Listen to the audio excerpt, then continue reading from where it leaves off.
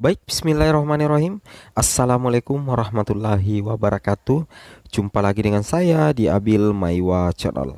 Jadi teman-teman, channel ini adalah merupakan channel pendidikan tempat kita berbagi tentang aplikasi pendidikan, Microsoft Office, serta tips dan triks komputer.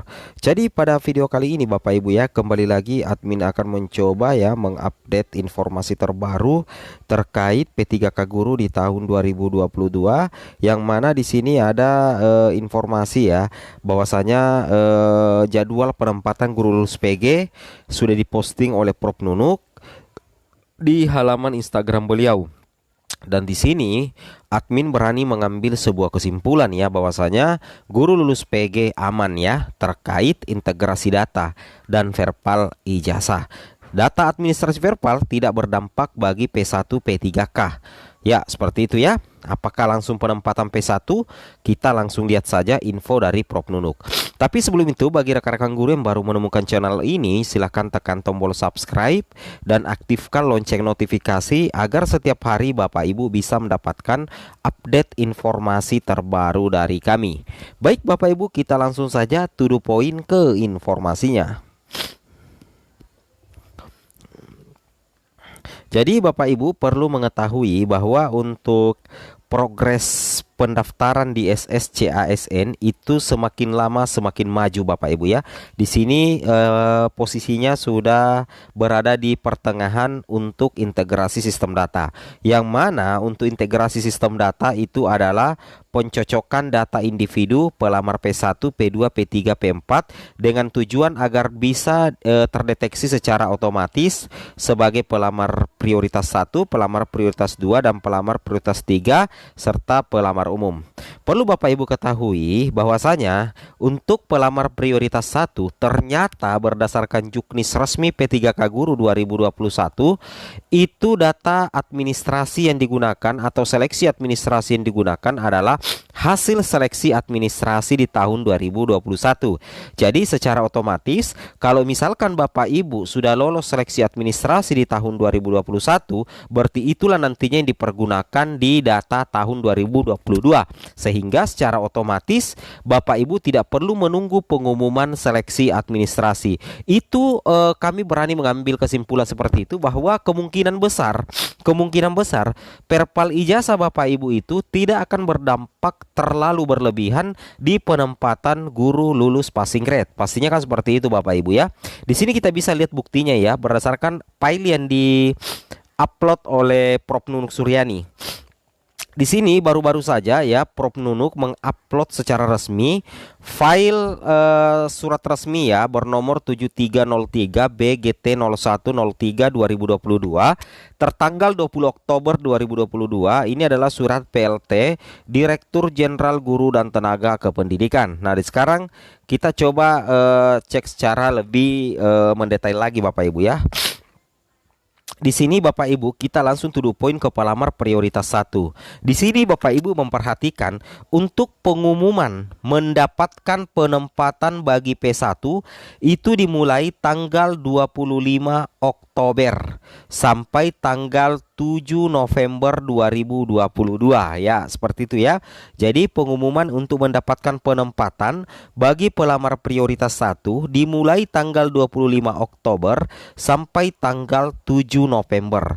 Nah, di sini setelah itu ada seleksi administrasi untuk P2, P3 dan pelamar umum di tanggal 25 Oktober sampai tanggal 9 November 2022.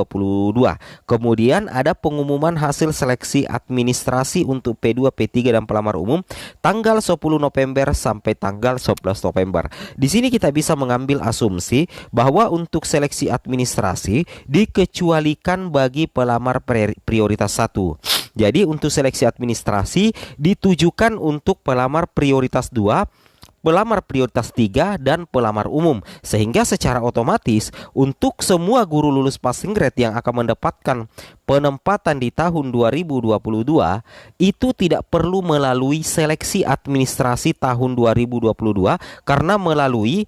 karena menggunakan hasil seleksi di tahun 2021, sehingga secara otomatis perpal ijazah data Dukcapil Bapak Ibu yang dipakai adalah yang hasil penseleksian di tahun 2021. Sehingga secara otomatis seluruh guru lulus PG yang lulus seleksi administrasi di tahun 2021 dinyatakan lulus seleksi administrasi juga di tahun 2022 ini.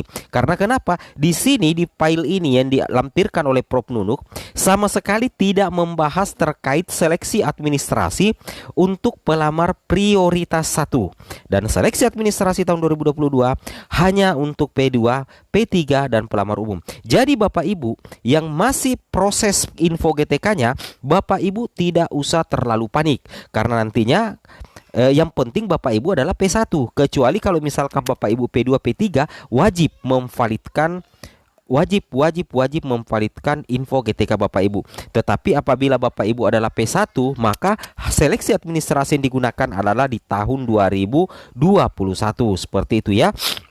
Nah, jadi menurut admin pribadi, info GTK seluruh pelamar P1 dan data Dukcapil itu sudah tercover di tahun lalu dan itulah yang digunakan hasilnya di tahun 2022 ini. Beda halnya kalau pelamar P2, P3 dan umum betul-betul harus memvalidkan ijazah, verpal dan data Dukcapil. Nah, perhatikan Bapak Ibu baik-baik ya. Di sini sama sekali tidak menyinggung seleksi administrasi untuk P1. Bahkan di poin kedua di lampiran ini tertanggal 25 Oktober itu langsung pengumuman Bapak Ibu ya.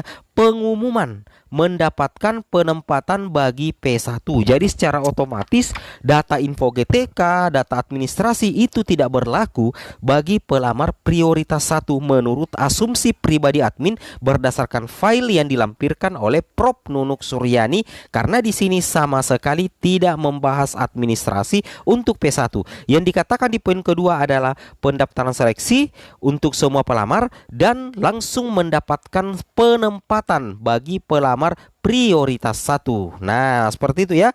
Jadi sudah terjawab Bapak Ibu ya. Jadi ketika posisi data Bapak Ibu seperti ini ya, misalkan data Ibu Bapak Ibu posisi data Bapak Ibu seperti ini, menurut admin pribadi Bapak Ibu tidak usah panik ya. Di sini ada yang mengatakan, alhamdulillah tepat waktu Bu, dan kami yang sudah lulus PG 2021 sudah cocok and fix dengan file Excel penempatan per daerah. Semoga yang lulus PG 2021 yang tidak mendapatkan kuota segera mendapatkan kuota, menyusul yang lulus PG 2021 yang sudah mendapatkan kuota. Amin. Ibu Nunuk keluarga sehat selalu karena sudah memperjuangkan nasib sudah memperjuangkan kami guru-guru yang sudah lulus PG 2021. Oke, mantap ya untuk Prof Nunuk.